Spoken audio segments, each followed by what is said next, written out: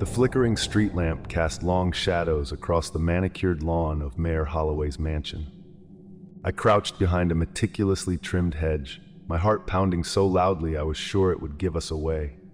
Next to me, Jake and Mia exchanged nervous glances. "Are we really doing this?" Mia whispered, her voice barely audible over the chirping of crickets.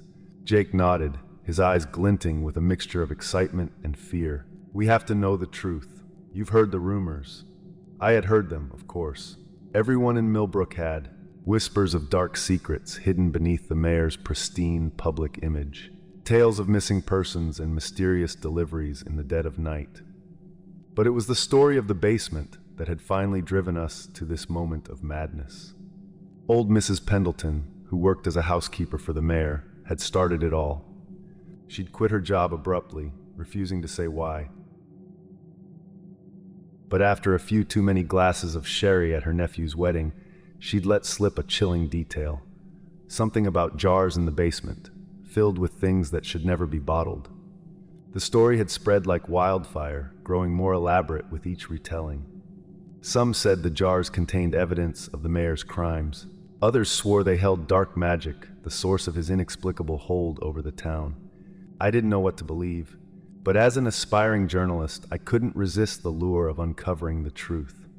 And so here we were, 3 college students about to commit a felony in the name of curiosity. "Coast is clear," Jake murmured, peering around the hedge. "It's now or never." We darted across the lawn, keeping low. The mayor's house loomed before us, a sprawling Victorian monstrosity that seemed to leer at us with its darkened windows. We reached the back door without incident, and Jake pulled out a small case of lock-picking tools. "Where did you even get those?" I hissed. He flashed a roguish grin. "You don't want to know. Now keep watch." As Jake worked on the lock, I scanned the yard nervously. The whole scene felt surreal, like something out of a movie. What were we doing here? This was insane. We should leave, forget this hole. There was a soft click, and the door swung open. "We're in," Jake whispered, a note of triumph in his voice. For a moment, we all hesitated on the threshold. This was our last chance to turn back, to pretend this night had never happened. But curiosity won out over caution, and we stepped into the darkened house. The interior was oppressively silent, broken only by the soft ticking of an unseen clock. Moonlight filtered through heavy curtains, painting everything in shades of silver and shadow. We moved cautiously, our footsteps muffled by plush carpeting.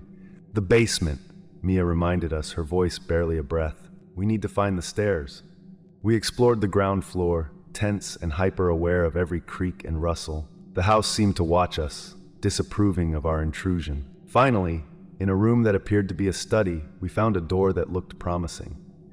Jake tested the handle. It turned easily, revealing a set of stairs descending into darkness. We shared a look, no one wanting to be the first to venture down.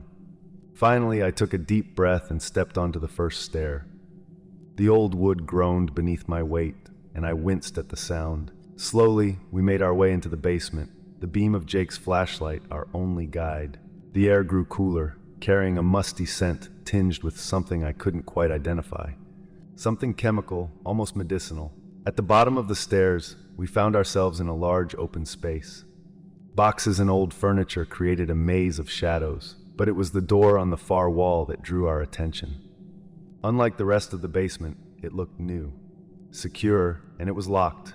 "This has to be it," Jake said, already pulling out his lock-picking tools. As he worked on the door, Mia and I explored the rest of the basement. There was something off about the place, beyond the obvious creepiness of being somewhere we shouldn't.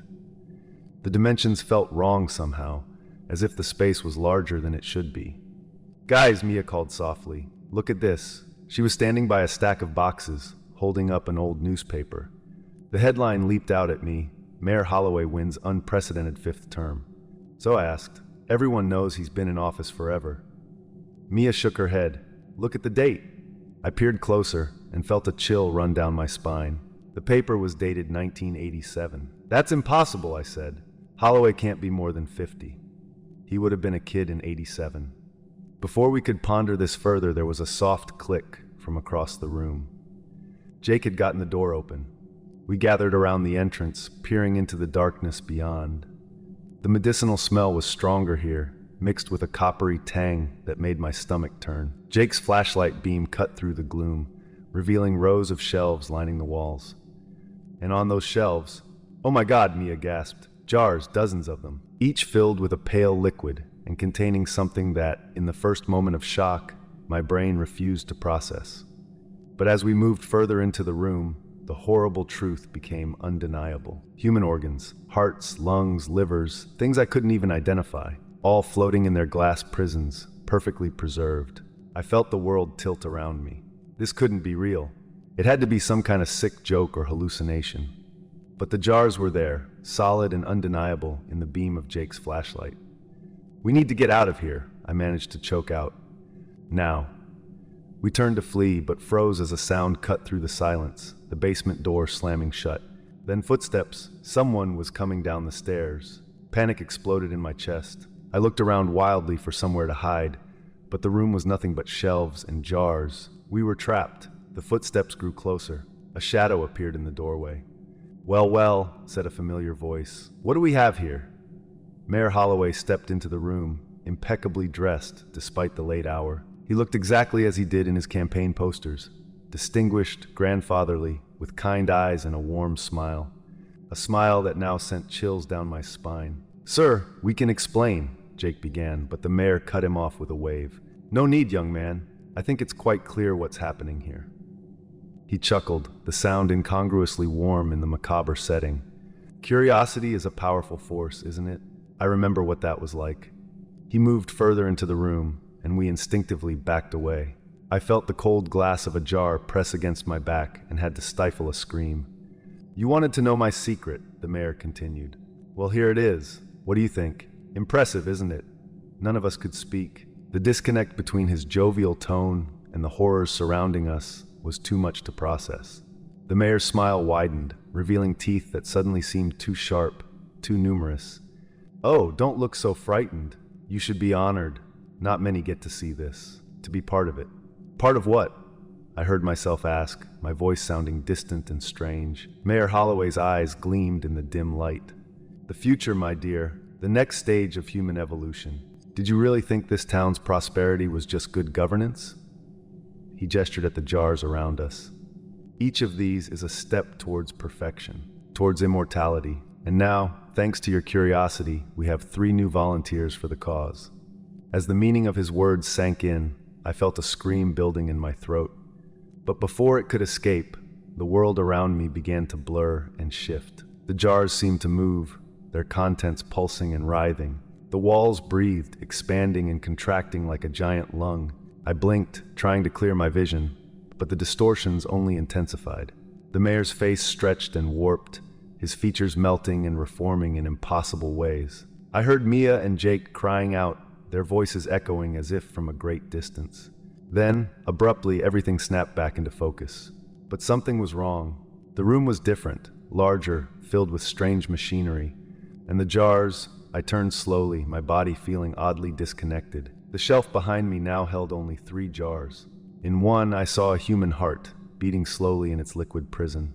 In another, a brain, its surface crisscrossed with pulsing veins. And in the third, I saw my own face, eyes wide with terror, mouth open in a silent scream. I tried to move, to run, but my body wouldn't respond. I couldn't feel anything below my neck. Panic clawed at me as I realized the truth. I was looking at my own reflection.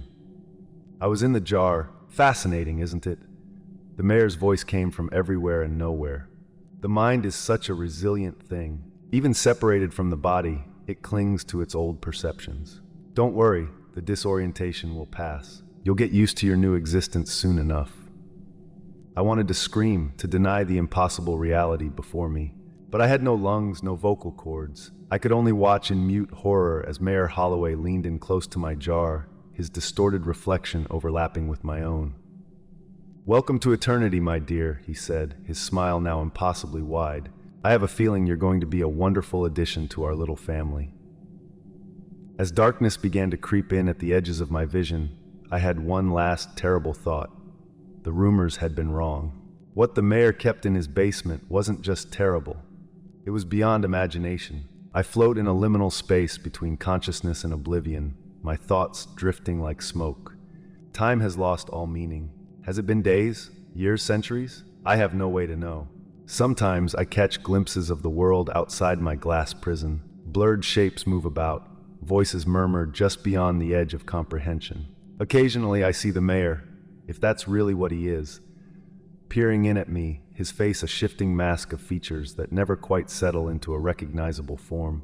In my more lucid moments, I try to make sense of what's happened. Am I truly just a brain in a jar, my consciousness somehow preserved? Or is this all an elaborate hallucination, my mind's desperate attempt to cope with whatever is really being done to me? I think of Mia and Jake, wondering if they're here too, trapped in their own private hells. Are they aware as I am? Or have they found the peace of oblivion that I'm denied? But mostly, I think about the town, about all the people going about their lives, blissfully unaware of the horror lurking beneath the surface of their perfect community. I wonder how many of them have ended up here, their essence distilled into these ghastly containers. How long has this been going on? And to what end? The mayor spoke of evolution, of immortality, but this doesn't feel like progress. It feels like a perversion of nature, a mockery of life itself. Yet there are moments when my consciousness seems to expand beyond the confines of the jar, when I can sense things I shouldn't be able to, know things I've never learned. In these moments, I catch a glimpse of something vast and terrible and beautiful, a network of minds, all connected, all part of something greater than themselves. Is this what the mayor meant by the next stage of human evolution? Are we becoming something more than human or something less? I don't know. I don't know anything anymore, except that I'm here, aware, trapped in a nightmare that never ends. And sometimes in the depths of my despair, a traitorous thought surfaces. Maybe this is where I was always meant to be. The fog lifts, and I'm suddenly, jarringly aware. The lab, I know it's a lab now, comes into sharp focus. I can see every detail, from the dust motes dancing in the air to the microscopic imperfections in the glass of my jar. Mayor Holloway stands before me, but he's changed. His human disguise has slipped, revealing something ancient and alien beneath. His skin ripples with bioluminescent patterns, his eyes a swirling vortex of colors I have no names for. "Ah, you're finally ready," he says, his voice resonating directly in my mind. "I was beginning to worry we'd lost you." Lost me? I try to speak, to ask what he means, but of course I have no mouth. Somehow he understands anyway. "The transition is difficult," he explains. "Many minds can't handle the shock, the expansion of consciousness. They retreat into themselves, fragment, dissolve. But you're special. You've adapted." As he speaks, I become aware of other presences. Not just the other preserved organs in the room, but countless minds brushing against my own. The network I'd glimpsed before is now fully open to me, a vast psychic web connecting everything. I can sense the entire town, every man, woman, and child. I can feel their thoughts, their dreams, their fears, and beyond them, spreading out in all directions, more minds. Thousands, millions, a global consciousness that dwarfs anything I could have imagined. "Do you understand now?" the mayor asks. "This was never about mere physical immortality. It was about transcendence, ascending beyond the limitations of individual existence." Images flood my mind, the history of his kind, ancient beyond reckoning. They came to Earth eons ago, seeking a way to save themselves from extinction. They found it in humanity, in our unique capacity for adaptation and growth. "We've guided your species from the shadows," he continues, "nurturing your potential, preparing you for this great leap forward. And now, at last, we're ready to take the final step, to merge our consciousnesses and create something entirely new." I feel it then, the full weight of his plan. The jars, the preserved organs, they're not an end in themselves. They're a bridge, a way to free the human mind from its physical constraints, so it can join this vast psychic network.